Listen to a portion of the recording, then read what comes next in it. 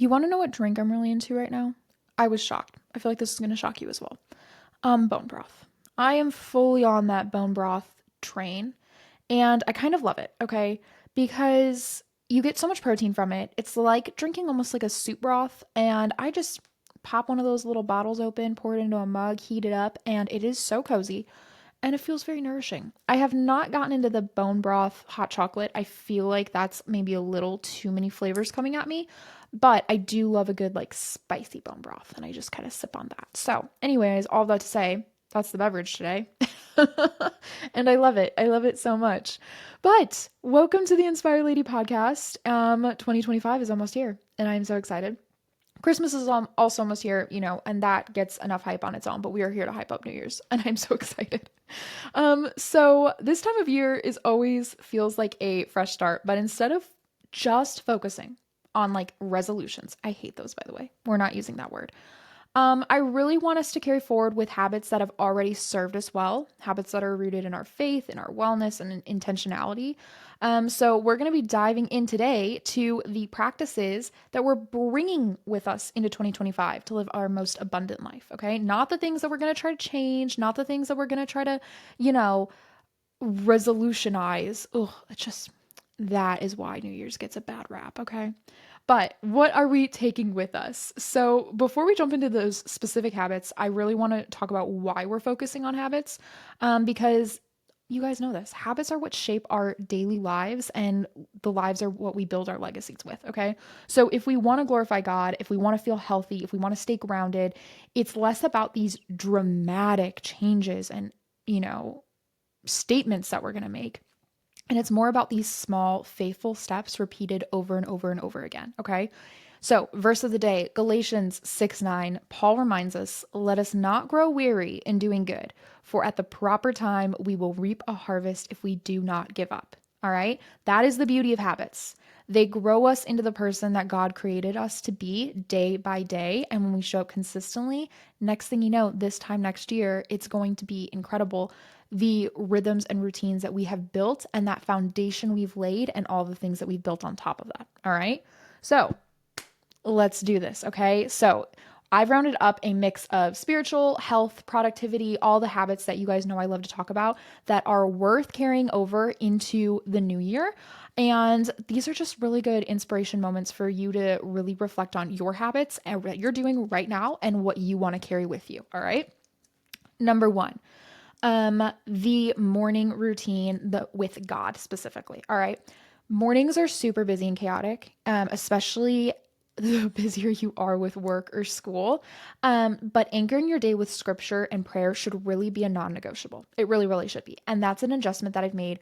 And I'm going to be so frank with you. It has not been consistent every single day, but it has been consistent weekly where I am doing that as much as possible in the week.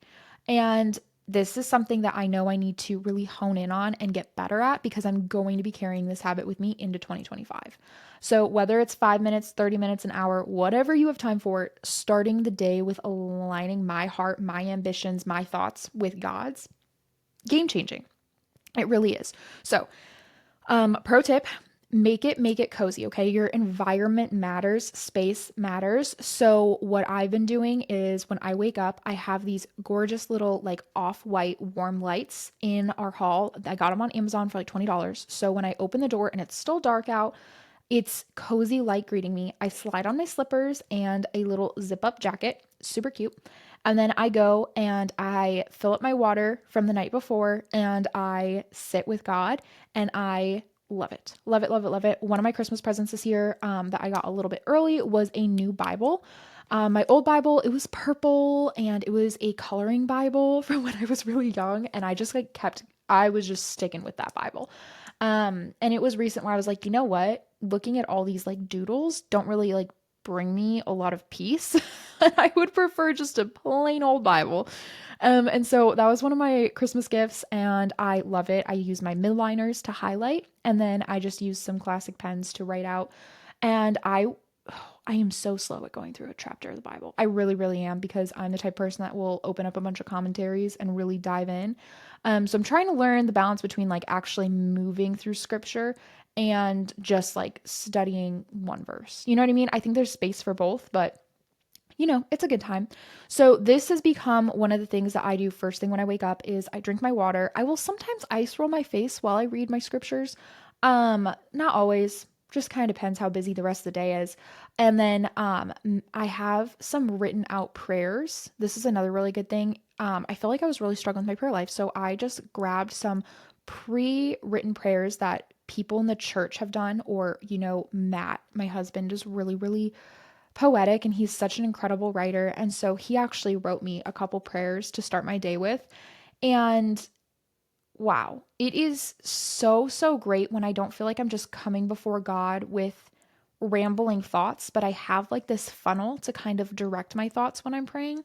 And it's really sweet. So if you don't know what to pray, I would lean on the people who have written really, really powerful prayers that the church has used for centuries, or writing down like a consistent prayer to start your day with, or saying the Lord's Prayer. Literally just so beautiful. So, all of that to say, morning time with God, 100% non negotiable. We're bringing that into the new year.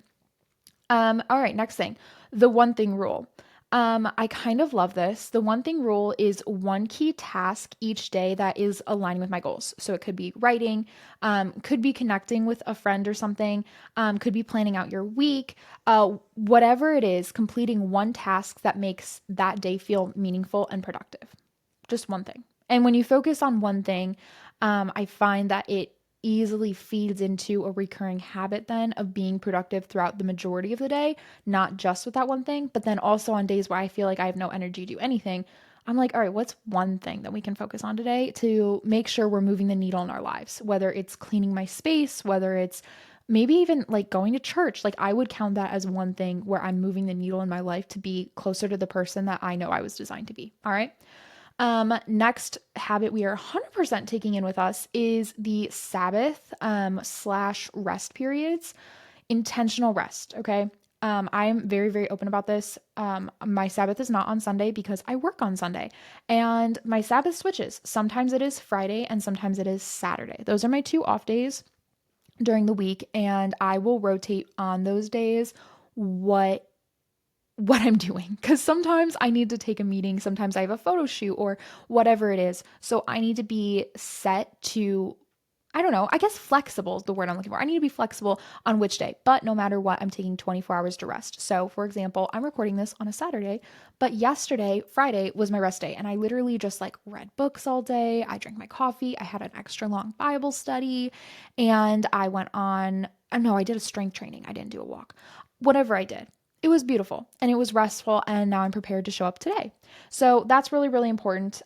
Next habit that I am 100% bringing in is daily movement. Oh my gosh. I am so proud. This is the first time I have been consistent in my fitness routines. Probably since I was playing volleyball 5 days a week, back when I was 15, literally.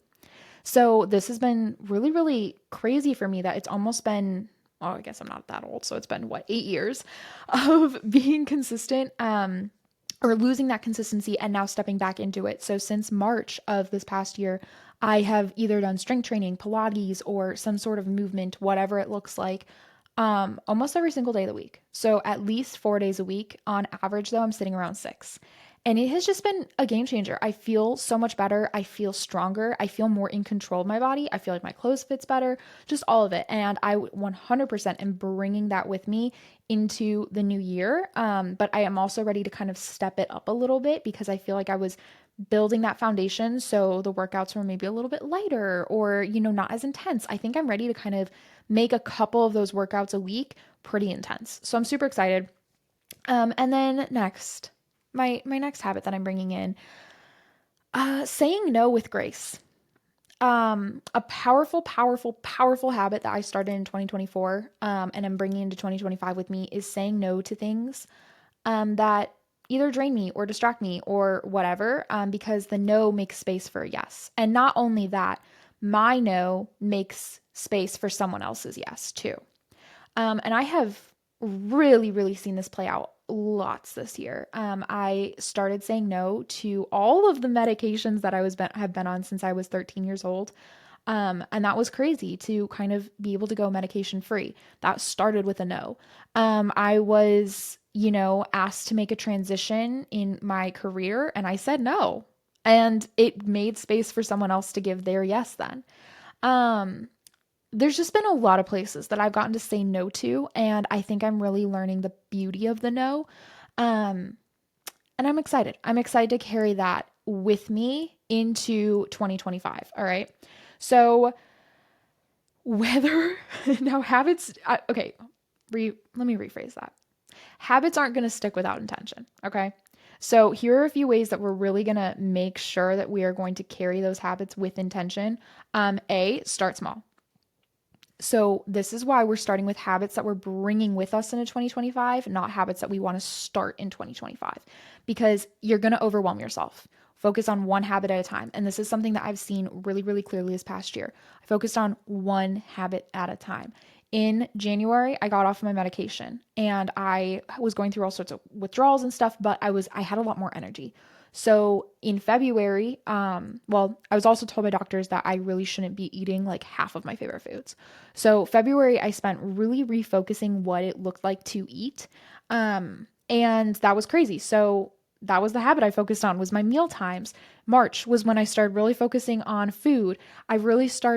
It wasn't until July that I got really, really into a good skincare system because my skin started breaking out with all the hormone changes I'm going into. We're finally starting to get maybe a little more control of it. Very exciting. All of that to say, one habit at a time and building on it is so much better. All right. Next, create reminders on your phone. Use alarms, sticky notes, a habit tracking app, whatever it looks like for you. Be consistent and show up consistently for yourself. And that is okay if you have to use a reminder for that. All right. And then lastly, celebrate progress. Acknowledge every single small step that you're making because each moment of faithfulness matters. So the fact that you have a foundation of solid habits that you're stepping into 2025 with is something to celebrate. And if you feel like you don't have that many good habits to step into 2025 with, that's okay because there's something you're bringing in with you. And yes, there's room for improvement, but you get to celebrate that progress that you're going to start making. And it's a beautiful, beautiful time because habits are tools, not chains. And if you miss a day, it's okay because a habit is going to be a platform to build you up and let you be the best version of yourself. It's not a cage meant to keep you in a little box. All right. God's mercies are new every single day, every single morning.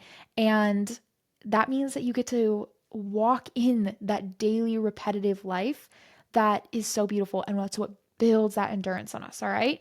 So as we head into 2025 with intention and joy and a heart full of gratitude, these are just the habits that they're not perfect, but you know what? They're going to allow us to walk the path that God has faithfully prepared for us. So I have a request for you. If you have the book, would you leave me a review on Amazon?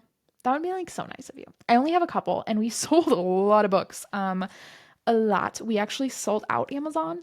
Yes, I kid you not. We sold out on Amazon. I'm not even sure what that means, but they're restocked. So if you have a book, would you please go leave a review? That would just be like the greatest thing ever. You can leave it on Barnes & Noble, Amazon, whatever. Or if you're feeling extra generous, feel free to leave a review on this podcast, rate it, whatever that looks like for you. If you're listening on Spotify, you can give me a little 5 stars. If you're listening on Apple, you can leave a full review, all the fun things. Okay. So I would love it. I would appreciate it. You can count that as your Christmas gift to me. That'd be so nice. Okay. I love you so much. And yeah, think about those habits you want to bring into 2025.